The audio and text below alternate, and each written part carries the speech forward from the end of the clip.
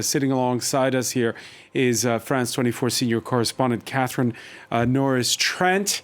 I hope you weren't counting on the French and U.S. presidents to be punctual, because this press conference is already 45 minutes late, and it doesn't look like it's about to start anytime soon, according to our monitors.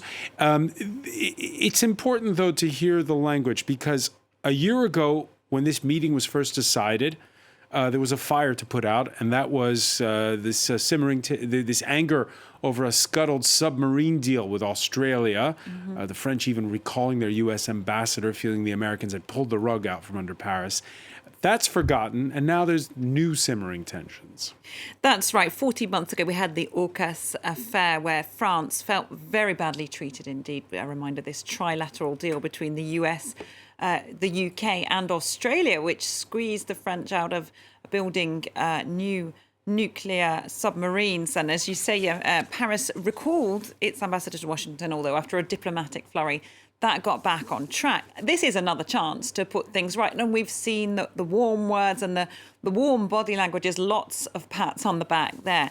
But there are new tensions. I mean, these are allies, France and the US. France is often described as America's oldest ally. But there are transatlantic tensions at the moment, notably around trade and the IRA, this Inflation Reduction Act, which, as Europe sees, gives an unfair advantage. It's basically protectionist, helping American companies to the detriment of European industry. And it's about producing electric cars, clean energy. And this is a massive package to the tune of $430 billion. So Macron is going over there, and he stated this in unofficial events, that he is very unhappy about this, that a lot of European countries are unhappy about this. They want some concessions from Joe Biden. So that is perhaps one of the reasons these discussions are running way over schedule. They've also got huge amounts to discuss, as Clevis Casali was saying, about Ukraine, because as this war nears the 10-month mark now, it's not showing signs of stopping anytime soon, despite there being a pressure on the US and its NATO allies in Europe to supply enough weapons there. So big questions about the directions forward there. Yeah, the war in Ukraine, which is, of course, sapping resources. And it's a bit like when you had previous world wars where Europe found itself weakened, and there is resentment on this side of the Atlantic, this feeling that the U.S. will emerge stronger than Europe will. Catherine, let's listen to what the French president had to say on his first full day of the visit on Wednesday. What has happened in recent months is a challenge for us, because we are starting to have differences on energy issues, and the cost of war is not the same in Europe and in the United States. But most importantly, the choices that have been made, for which I share the goals, in particular the Inflation Reduction Act or the CHIPS Act, are choices that will split the West, because they create such differences between the United States of America and Europe that for those who work in many companies, they would just tell themselves, we are not investing on the other side of the ocean any longer. So basically, the whether it's the U.S.'s tensions with China or this idea that they want to make things in America for their green transition, that the Europeans will be shut out of it all. Europe's feeling very insecure at the moment. You're absolutely right about that. And that is one of the messages that Emmanuel Macron is going to be conveying in no uncertain terms to Joe Biden, according to French officials. Emmanuel Macron is also carrying this message not just from France, but other European states. He's emerging as the prominent European leader at the moment.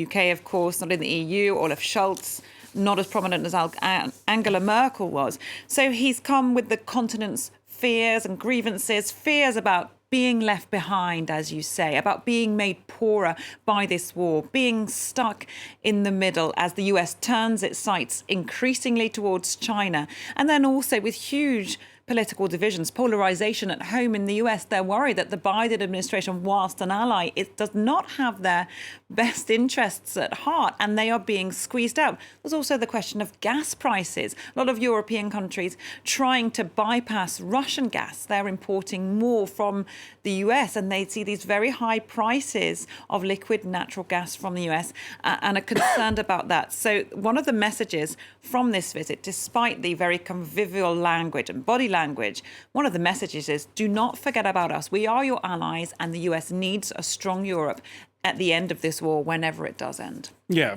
just one final point on this. There is, and we'll be talking about it in the debate, it's not a coincidence or a surprise if Joe Biden picks Emmanuel Macron as the first head of state for his first state visit to Washington.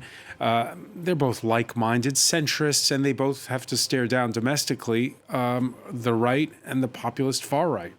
Absolutely. This is something that Joe Biden is very much aware of, and he has a natural intellectual ally in Emmanuel Macron as someone with this very international perspective, as someone they're on the same kind of page politically. And yes, both trying to see down populist political movements in their own countries.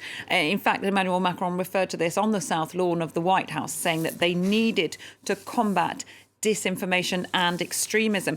We should note there that Emmanuel Macron, ahead of this opening day of the official state visit, was meeting with US lawmakers from both sides, from both parties, and perhaps some would say keeping an eye on the future if Joe Biden or the Democrats don't get re-elected, looking towards a post-Biden future as well, and trying to boost France's standing not only with the Democrats but with Republicans as well, because who knows what shape America is going to be in after the 2024 elections. Catherine Norris-Trent, many thanks. We'll be crossing back to you. And again, we'll be talking about it in the France 24 debate, or before even when Biden and Macron speak.